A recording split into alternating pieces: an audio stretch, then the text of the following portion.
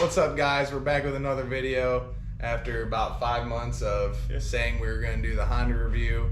We wanted to get a little more riding in. We didn't just want to do a bunch of pros on it because it's new to us. We wanted to find out what cons it had before a fair shot. Yeah, a better shot at it. Yeah. So we're back with the Honda review, and we have a list of things we're going to go through with you guys. We'll start off with the cons, and we'll end on the pros. It's probably a good thing. Yeah. The first con we have is a squeaky, rattly door in bed. Probably the first day I had this thing, I took it out in the field, and I was driving around the field, and everything was loud rattles, just super squeaky. The bed was probably the worst part. It was just obnoxiously loud. So yeah, that's one con that we had. Now we go on to the next one. I want to touch on that squeaky, rattly bed and everything. It was only when you hit bumps on smooth surface.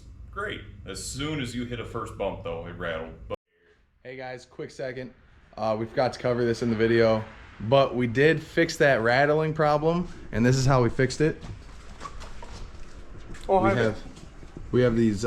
What's this, gas line? So this is vacuum line. This is just off the shelf over there, just random parts. Now, we dabbled with it. As you've seen, this was a con.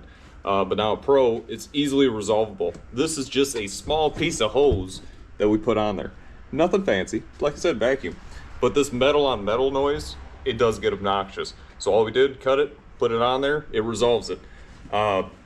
It will wear through the hose, don't get me wrong. If you think this is gonna be a longevity solution, it's not. They probably have something better out there that will hold up for the amount of riding that you do. But that was an easy solve. But on to the next point. It's a con, it's a thin skid plate that's underneath of it. Now, you know, other skid plates are metal and everything. Now, this on the OEM models comes with like an 1/8-inch plastic skid plate. Now, in all reality, if we're just gonna put this around out in the field and everything, it's all right. But now, when we go up north and everything, as you guys see on our videos and everything, we're going over rocks. We're going over terrain that plastic's not gonna hold up to. They do make upgraded ones and everything. We'll dabble with that later down the road, and we can go that route. But I just rather have it and not need it than need it and not have it. So exactly. It's just one of those things, preventative for rocks and everything. You guys saw, like I said, we were bottom mounted rocks a couple times. So, and I'm part of the Honda forums, and one of the upgrades that everybody tells me I need to do first is put a bigger skid plate on it, thicker skid plate, covers more ground underneath that. The stock one doesn't really cover much ground. Yeah. For the third con we have, we've only done maybe three, 4 good rides with this thing of like actual terrain and water and stuff like that. I just the other day while I was cleaning it, I took a look under the A-arms, and my rear A-arms, the paint is already flaking off of it. This thing is not that old for the paint shouldn't be flaking, but it is down to where I can see the steel of that rear A-arm, and we didn't hit nothing that was as crazy. The only thing I'll give Honda, and I'll give you this, if we did hit a rock per se and it chipped the paint, as everybody knows, we live in Illinois. If you don't, Canada, so on and so forth. Around this neck of the woods, we get salt, all that. Now, if you have a nick in the paint and it peels it off, it's an issue, but it happens at that point. But this happened a little bit too prematurely at that point compared to what we have been riding, because we're going to go through a lot more at this point. A lot more. So it's something to dabble on. I don't see you foreseeing you driving this out on the salty roads. So we might be good in that sense. It'll be surface rust, but it's still something you don't want to see on a brand new side-by-side. But Honda, it might not be their fault, but it goes back and forth at this point. It's just still something that could be improved. You got anything else to dabble on that? Nope, we will be changing out those A-arms though. Yeah, I'm not sticking with the stock A-arms. No. Next one for the cons, it takes a minute to actually engage four-wheel drive, and meaning by that, actually on our last video, I don't think we caught it up in Wisconsin, or Mercer, or Hurley, whatever we were at. Yeah. I don't think we caught that one on camera, But when on this last video we went to his Tri-County benefit ride and everything, we were going up that hill, and don't get me wrong, one-wheel drive. Yeah. But when we went to go engage it, and I know not every four-wheel drive is perfect, but it's still a con. When we went up that hill, we did stop and put in four-wheel drive to get the rest of the way up the hill, because that ride we weren't supposed to be spinning tires. Yeah, he doesn't want to talk about it.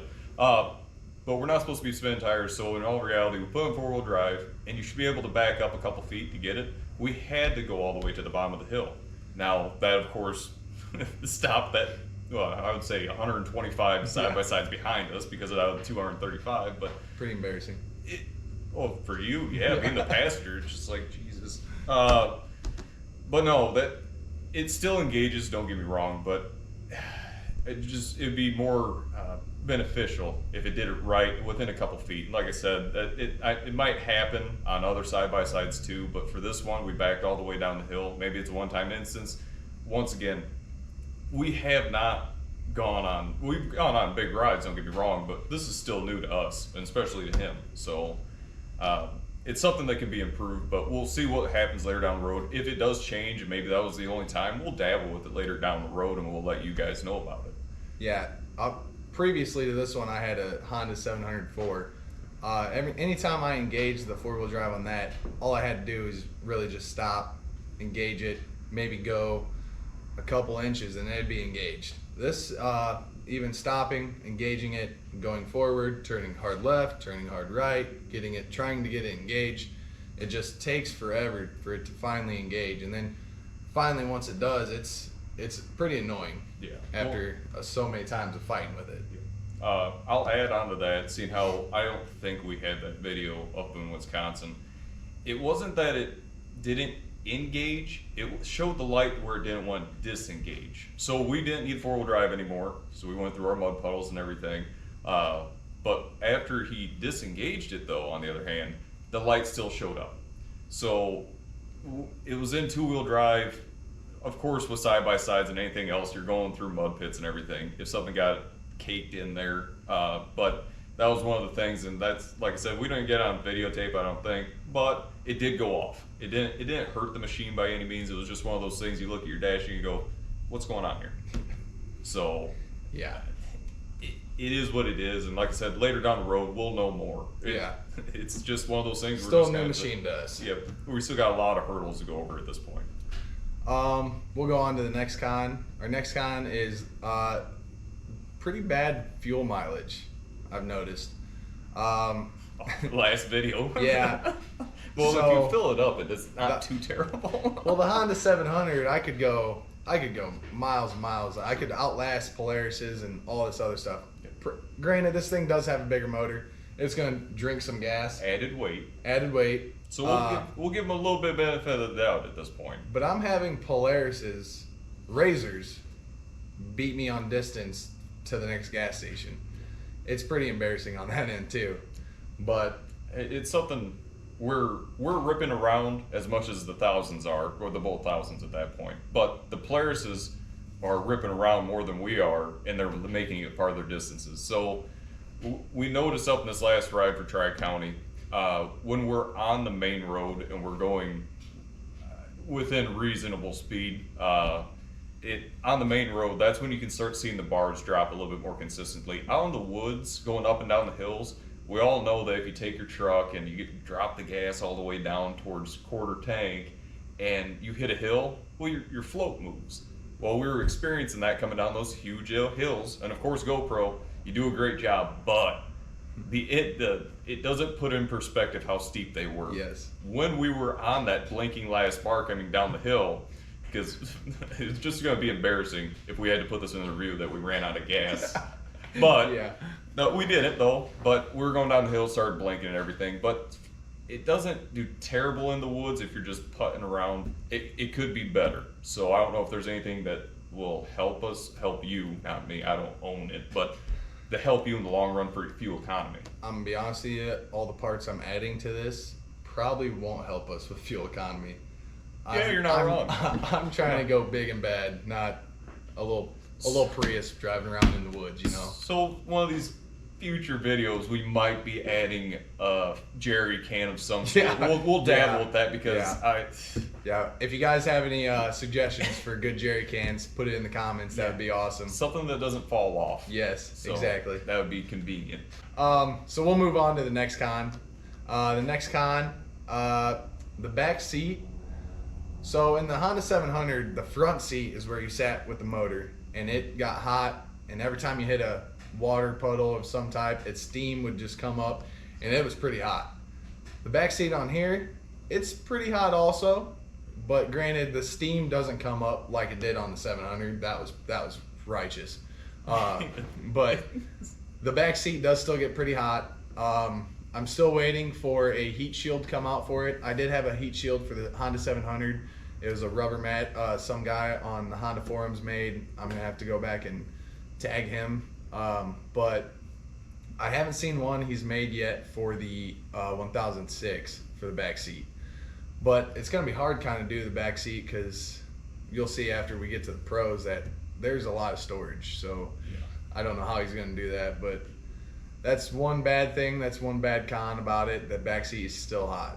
I've had passengers be like, "Man, my butt is hot," and I go back there and I feel the seat itself not too hot, but there's a plastic piece behind the seat in the back seat, right in here. That gets pretty hot, and that's what they're talking about. That's where it's kind of getting their back sweaty. You get them all roasted up and everything. Yeah. So, like I said, it's more in the summertime, but in the winter, I guess we'll see. We're getting close to it at this point. It's October. So, master cylinder.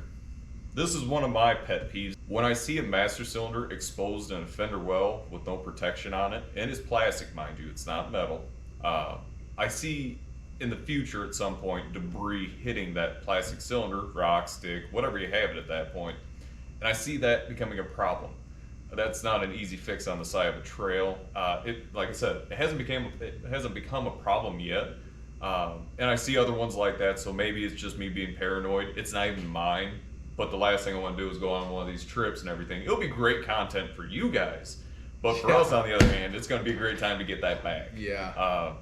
Like I said, that's one of those things that it could be a problem, but it is not right now. So, while we transition over from cons to pros, we're gonna have a little intermediate here. You see something saying here. That was the first or second video we put out now. It was the first video when I said we'll get you guys some drone footage. Yeah. And old Davo here decided to fly it inside, and I shit the bed on that one. So I did get it fixed. It was a program issue at that point. With that, you guys saw the cheapy phone that I got, the Hello Moto phone. I got nothing against Hello Moto, but something went wrong. So we couldn't fly it over that. I felt terrible. I thought it was because of the crash. Come to find out it's not. So I'm knock on wood that I can progress and get better at this. But it's up and running. I got to fly it today a little bit. We'll start on number one for pros. There's a lot of room. I'm 6'1". I'm skinny, so I fit in a lot of places. Just the tall part. In the back seat of that, I can fully extend. That's very convenient. The Honda 700, that you were kind of crunched up in there. Yeah, the back seat wasn't really made for a 6'1" guy to be in a 704. It was basically made for children, but I fit my friends and everybody in it. And so when I went and bought this thing, I brought him and I was like, "Hey, sit in the back seat and tell me how it feels." Because if he was like, "I love it," I had room at that point. Yeah. So, all right, we'll go on to the next pro. This thing's got a ton of storage. Ton of storage. Underneath the seat in the rear, there's big pockets. Underneath the seats in the front, where he can stretch his feet out, tons of storage room. I could fit duffel bags of stuff underneath there. Or a lot of beer cans. You never know. A lot of beer cans. Yes. But anyways, even under the hood, there is another room. There's like enough room for another battery. So you could have an accessory battery. True. Yeah. At the least, but there's a ton of room in there. I'm pretty sure you could even make that some storage if you wanted to. There's a ton of storage in this. In the 700, I couldn't get storage anywhere when I had 4 people in it. So I had to cut in pockets in the doors in the rear for storage. It worked out well and everything. So whoever has a Honda 700, you do have options there. Yeah. He did it right in his driveway. I was here Yep. for it. It looked pretty easy. I wasn't part of it. I showed up late, luckily, so Yeah. yeah. So another pro on this, this thing's got good power. Like if we need to get up a hill, Yep. it gets up a hill. Yeah. When we need to crawl through mud, it crawls through mud. It's done everything we put it through and more. It's really impressed me with how much power it has. Yeah, it lugs its way through surprisingly. And so what we dabbled on earlier with the mileage, we know it weighs a lot. We know it's as long as a school bus, but still it makes its way through. So whatever Honda did, they hit it right in the head right there and did a great job. The shifting of it compared to the last Honda, it's butter. Smooth. You click right through them and everything. It's not the obnoxious. Of course, this is still a drive shaft. It's not belt driven. So you'll hear some noises, but it's all to be expected at that point. I think it's called a dual disc clutch at that point. So it makes it a little bit easier on transitions. So at low speeds, you're not getting that shift at that point. All right, so our next pro on this would be the suspension, the shocks. It's fantastic for how heavy it is. Like we talked about before, they do great for OEM shocks compared to the 700. Rides like a Cadillac. For how long it is, we of course know it's going to ride a little bit better than a short, choppy side by side. But still, at that point, OEM, it's still exceeded my expectations at that point. He gets to drive it more, so he can elaborate a little bit more onto that aspect there. Yeah, it's compared to that 704, this suspension, and granted it's a longer body, so it takes more of that hit, but it is significantly smoother than the 704. The shocks are super beefy too. Like the rear shocks, super beefy. It does have a self-leveling shock system, so when we do put weight in the back, which you guys will see, we're going to have a video of us basically maxing this out to what Honda suggests it can take. Yeah, wait a little bit more. Yeah, we're going to max it out and see what that suspension really does. But as of trail riding, the shocks do great. Next pro we have, we got great bed space. I love how I can fit all my friends in the cab and still have a bed with coolers. I got a toolbox. I got all sorts of stuff back there.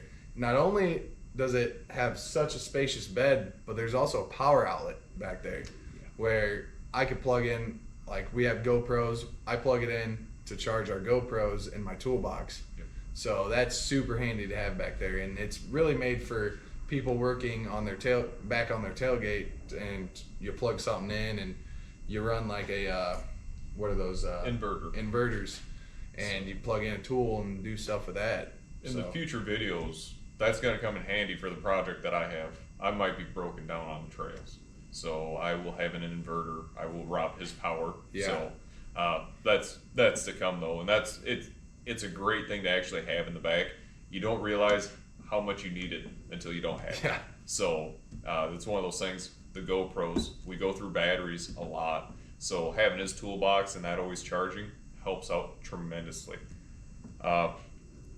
One thing I'll dabble on, going on to the next pro, it's slightly quieter than his previous 700. Don't get me wrong, you buy a side-by-side and you want it quiet, I guess you can upgrade the exhaust to make it quieter and so on and so forth. For OEM, once again, just OEM, it does a great job of muffling this down for a bigger motor and even everything. To elaborate, I guess, the motor sits back farther, so apparently that could be another reason why we're not getting as much. But the muffler system and everything, when we're talking about the shifting, the clunky and everything, when they did the dual disc and everything, that did take away from that audible sound. And now with the muffler and the motor sitting feasibly farther back in the six-seater, it's quiet. You can actually sit here and talk to one another without having to yell. When you're going down the road at a considerable pace, so let's say 60, give or take, and it will get every bit of that. We talk about power, maybe that's why we run out of gas so quick too. But anyways, that does become, of course, wind's a factor and all that, but for engine noise, considerably quiet. You dabbled on it. We can also, well, he can also get the noise deadening and all that, but that's later down the road. But when we're putting around and everything, like on this Tri-County, we weren't yelling. You guys could hear us clearly. So it's great. Yeah. So far, so good with this Honda. Yep, I'm pretty happy with it. But that's the end of our video. If you guys could like, comment, subscribe, Please. please. We have many more videos coming. We have tons of projects that we want to get done too. So We want to incorporate you guys a little bit more too. So we have other projects. I have a handful myself, and also Eli does too. So, but that's later down the road, and we'll incorporate you guys and see what you guys want to do or what you guys had input on it. So we'll call it that. And all right, that's a wrap. See you guys later. see ya.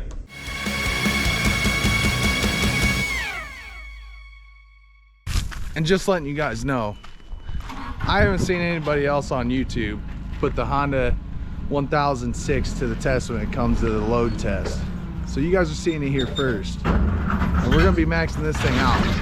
So hopefully it stands up to our standards, and we'll let you guys know how it rides too, because we're gonna be driving around. We're gonna see how it rides with a heavy load in there. So hope you guys enjoy this.